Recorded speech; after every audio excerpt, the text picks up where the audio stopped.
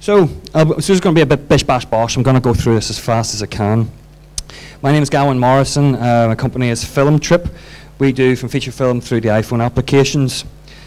Quick background on me.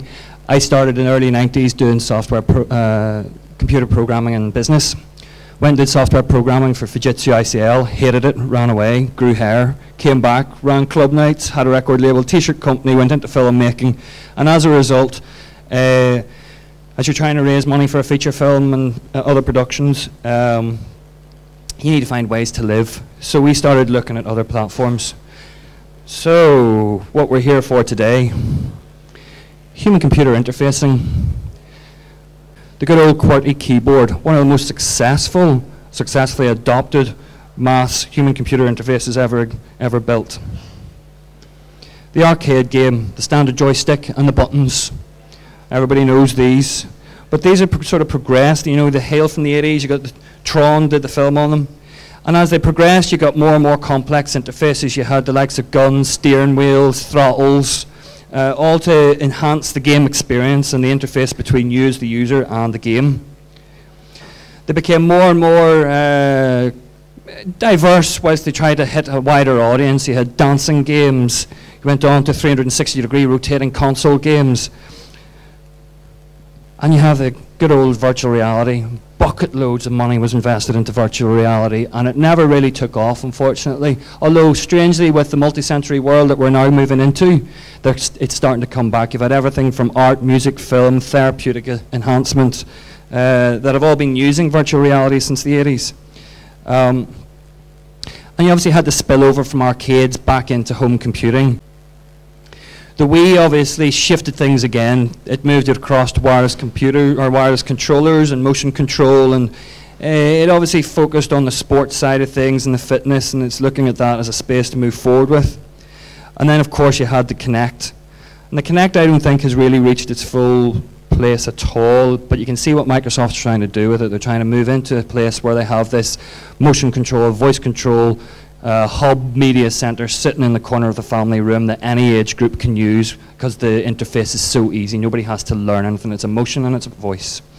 My brother works for as a lead character animator for a games company, and they're saying that the most complex thing that they're having problems with in Kinect is the actual skeleton, and it doesn't have the complexity to be able to tell when you've just done that and all of a sudden the skeleton folds in on itself. So they're having a lot of problems as a games company working out how to use this. So they're very early days with the Kinect. Other human-computer interfaces, you've got the Pioneer CDJs. This is obviously using digital or interaction analog signal to be able to trigger the music.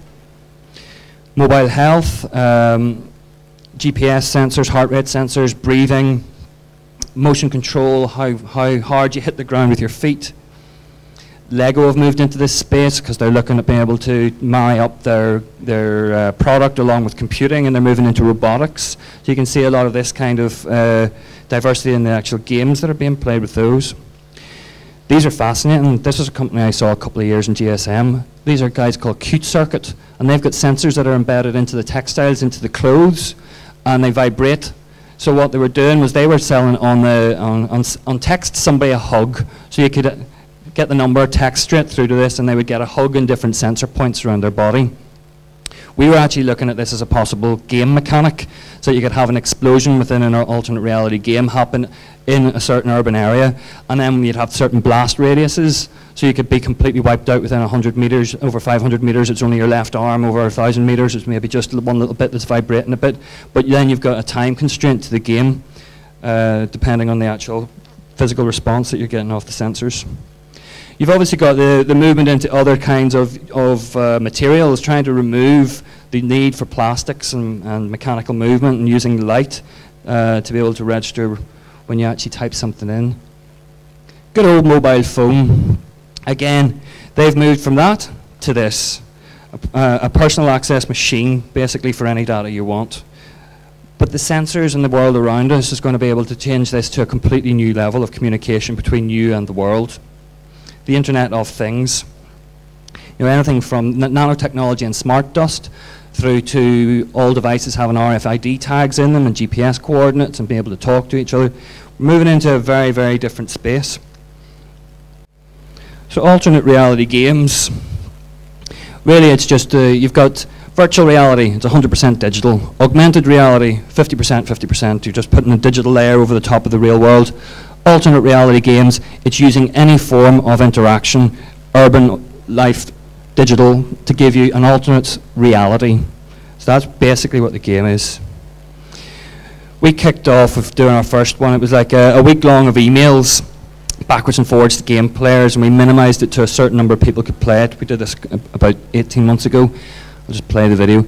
And it was called Argy Bargy, and we ran 3 events over one day. And where are we here?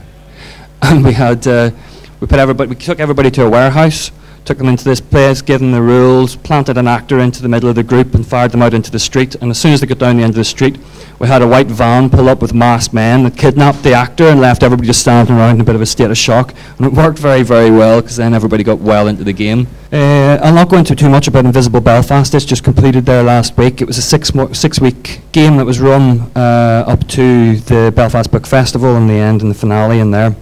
And you'll be able to hear Alan and Danielle if you go to some of the talks this afternoon talking about that. It was very sort of loosely based on a Kieran Carson novel called The Star Factory, and it sort of married constellations with points in Belfast and all about an underground arts group. But for the sake of speeding it on, I'll not play the wee media there. So transmedia, what is it? It really is just about outputting content across multiple platforms in various different formats, and storytelling across all of them so that they interweave. E8 is our feature film and immersive online series transmedia project we've been developing. Basic concept, 248-point geometric structure is the E8, the potential mathematical underlying geometric structure of the universe. Understand this, punch down to the base of the code, you can reset the universe. Ian MacDonald, I'm sure most of you will have heard of, and if you haven't, you should.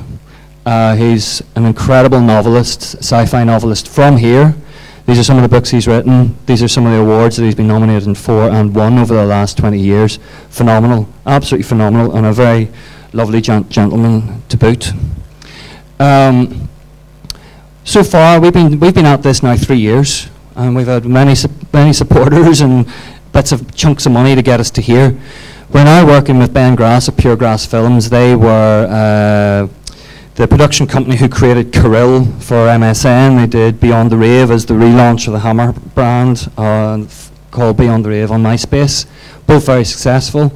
And No Minds Media, who were the creative team that spun out of 42 Entertainment, and these guys basically were the brains behind Why So Serious, I Love Bees, 9 Inch Nails, you know, an incredible amount of stuff. And so they're our transmedia partners based in LA. These guys are based in the UK. We have an ensemble cast. We've got everybody from Elliot, who's a dropout surfer, PhD physicist surfer, through to Ekaterina, who's a sexy Berlin girl who really bang into her techno, makes her own music, through to Lindwall, who's a scientist, who's master puppeteer, and all number of different characters. And what this allows us to do is we can start our character story anywhere, and you will do this no matter what your story happens to be. You'll start a character somewhere in the universe and you'll pull them through to another part. And anything you want through that time period, you can then take and have hooks for story across whatever platforms you choose to put them in. And in our context, what we're doing is we're stating that we're going to have an E8 moment when the universe shifts. And as a result, we're going to try and have backstory that tells everybody coming to a point, but then we have lots of different outputs that we can take across a number of different platforms. We're using all armory in the toolkit that we can think of. I'll go on to the emotional response stuff that we're doing in a moment, but we would have augmented reality layers where you've got mathematics and alternative views that leak through into the mobile. You know, you've got any iPhone tool, you can have text calls online, time, location, motion, audio. All of these we want to be able to use because they are your universe. They are your alternate universe. And we want to be able to do that across different territories. I mean, we're looking at 5 city-based games that then have intertrading across the planet, but you can have a single user experience as well. So, this is the world premiere. the world premiere. Nobody else has seen this. It was delivered to me at 1:30 last night of the E8 teaser trailer.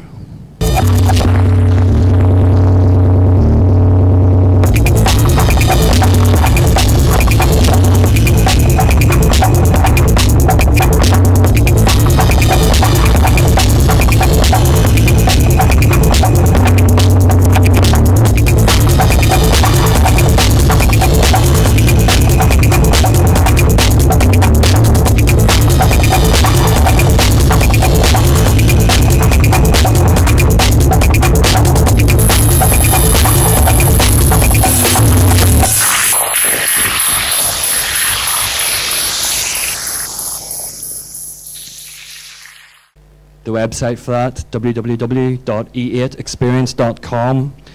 We'll be going live later on in the end of this month, start of next month. And you can follow the progress as we move forward to getting this all made. BioSuite. How am I doing on time? Where's Glenn? Okay on time? Good man. Right. BioSuite. Emotional Response Cinema. We got some money from the Creative Industries Innovations Fund from here about 18 months ago. And we were looking at doing sort of what I wanted to do was an 360 audio-visual experience. And that was just going to become extremely expensive. We're talking to the guys in Queens, in the Music Sensors and Emotions unit. And these are them hard at work, building some of the sensors that we had, that we were using. And what it does is it captures your heart rate and your galvanic skin response, the level of sweat. And the sweat is as per your level of arousal, so it can anything from humor through to sex. And what basically is happening is we wire up the audience signals go into the computer via the sensors. The computer then uses its own software programming and outputs a different audio-visual experience according to the average emotional state of the audience at that moment. But because we're able to actually take individual signals, we can feed back information back to you as a unique, singular experience within a group audience, cinematic experience. So it's a sort of suggest, this is a very base model, but what you would have is maybe you'd have your first twist, you'd maybe have different points of view of characters, and you have your second twist. And depending on where the emotions were riding at certain points, that would then dictate what it was that you were going to see, so it would be unique. BioSuite is the future of digital cinema entertainment. A unique system that lets you interact with a film.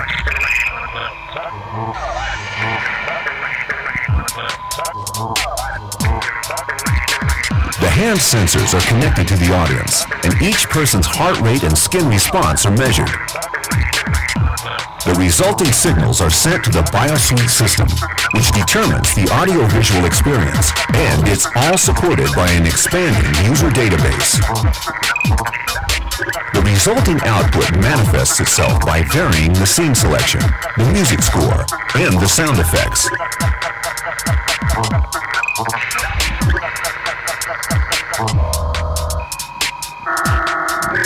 BioSuite can offer a unique and personal cinema experience, delivering a memorable event for the audience, making them part of the film, and letting them influence the unfolding story.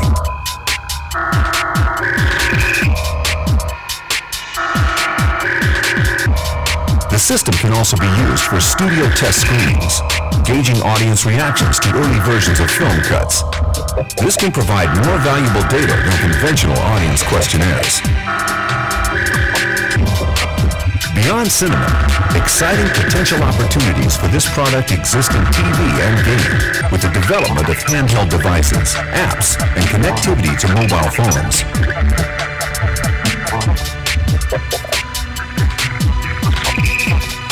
To be part of this exciting new venture, or for more information, please contact FilmTrip. Visit filmtrip.tv.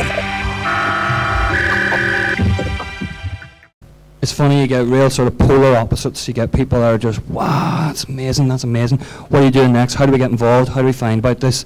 And other people just go, you stay away from me, you're not getting inside my head. So that's it in a sort of very quick panning nutshell. Is there any questions?